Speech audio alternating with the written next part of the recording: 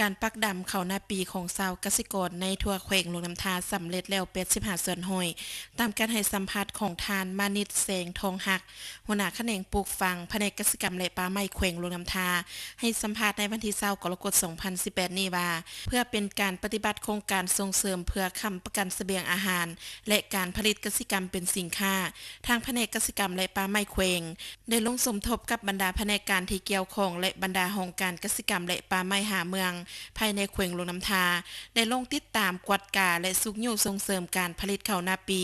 ในปีนี้ให้เป็นขบวนการฟดฟื้นและกว้างขวางซึ่งในทั่วแขวงมีเนื้อที่นาทั้งหมด 1258 เฮกตาร์มาฮอดปัจจุบันการกะเกียมดินสำเร็จแล้ว95ส่วนห้อยตกกาห้อยส่วนห้อยปักดำ85ส่วนห้อยแนวพันธุ์ข้าวที่ชาวกสิกรนำมาปลูกมี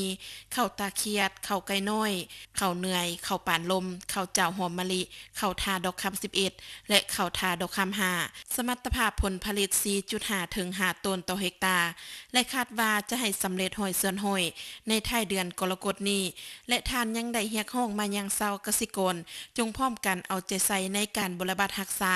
ข้าวนาปีให้เป็นปกติช่วงปีนี้ช่วงนี้ก็มีดินฟ้าอากาศเปลี่ยนแปลงฝนตกสิมีเกิด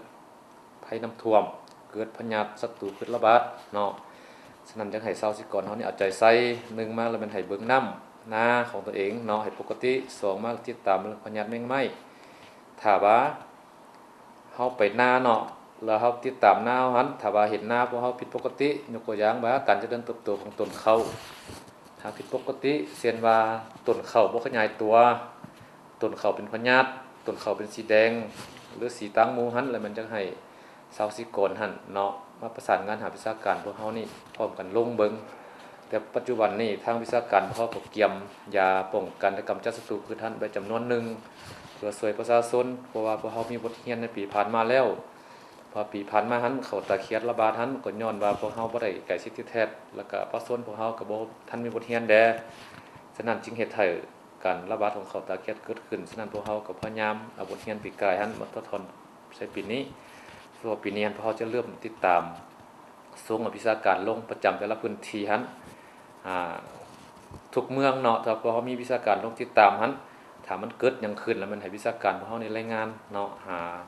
ของการกสิกรรมเมืองหากสิกรรมแขวงแล้วก็พวกเฮาสิเอาเชี่ยวชาญแล้วก็สิเตรียมอุปกรณ์ลงสมทบของประชาชนเพื่อให้แนวใดป้องกันและกำจัดการระบาดของพยาธิให้มันทันกับเวลาพร้อมนี้ก็